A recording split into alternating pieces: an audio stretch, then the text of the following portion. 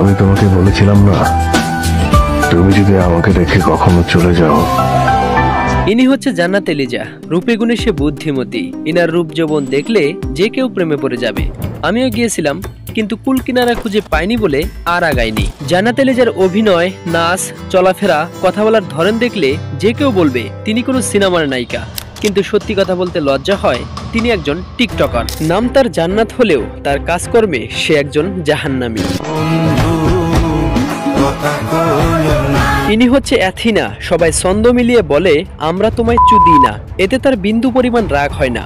যে যতই মন্তব্য করুক না কেন, সে সবকিছুতেই এনজয় করে। অ্যাথিনার একটি বিশেষত্ব আছে।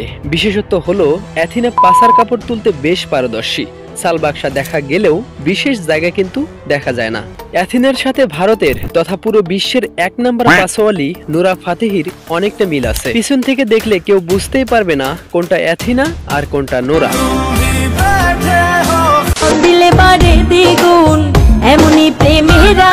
আমাদের দেশের একমাত্র চাইনিজ মাল দেখলে যে কারো মাল আউট হয়ে যাবে। এনার পাহাড় পর্বত দেখানোর পাশাপাশি সুরঙ্গ দেখাতেও তার লজ্জা লাগে না। আমি মাঝে মাঝে অনেক কনফিউজে পড়ে যাই, ইনি কি সত্যি আমাদের বাংলাদেশের মেয়ে? যদি তাই হয় তাহলে আমাদের বাংলাদেশ আরো এক ধাপ এগিয়ে যাবে দুধের দিক থেকে।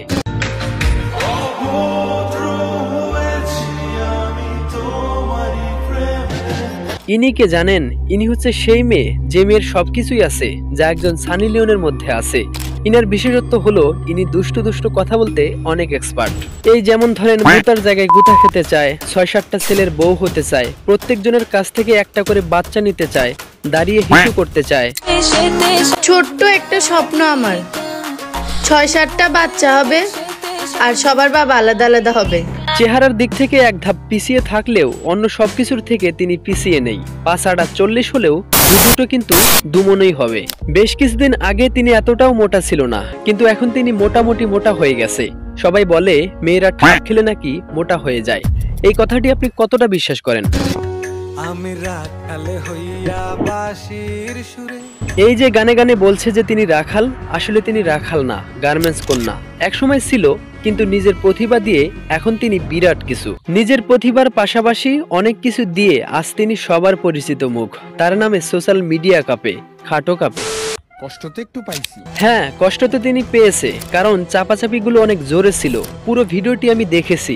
তিনি কষ্ট পেয়েছে সেই সময় যে সময়টার জন্য সবাই অপেক্ষা করে। তিনি তো কষ্ট পেয়েছে সেই সময় যে সময়টায় কেউ তাদের চিনত না, কিন্তু তিনি বর্তমানে ভীষণ সুখে আছে। 3 মিনিট 27 সেকেন্ড ভিডিওর পর আজ তিনি অনেক সুখী। সবাই তাদের চেনে, সবাই তাদের ভিডিও দেখে, মাস গেলে মোটা অঙ্কের পেমেন্ট পায় তারা। তাহলে তো সুখী থাকারই কথা, এমনটি মনে করি আমি। এসে পড়েছে আমাদের চেটেপুটে খাওয়া মিস চকলেট।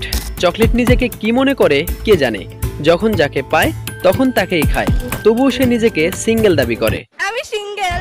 চকলেট নিজেকে আইটেম বানানোর জন্য অনেক চেষ্টা করে, কিন্তু কি করার, সবাই যে সবটা পারে না। তিনি ঢংটা একটু বেশি পারে, কিন্তু বিশ্বাস করেন তার ঢং দেখলে আমার মরিতে দিতে মন চায়। রাগারাগি করে অযথা শরীর খারাপ করবেন না। যা প্রশ্ন করি সেটি ঠিকঠাক বুঝতে হবে। আপনি যেটা বুঝতে পারছেন সেটি বাদেও আরো অনেক কিছু বোঝার বাকি আছে। চিন্তা করবেন না, আপনাদেরকে বোঝাতে আমি এসে গেছি।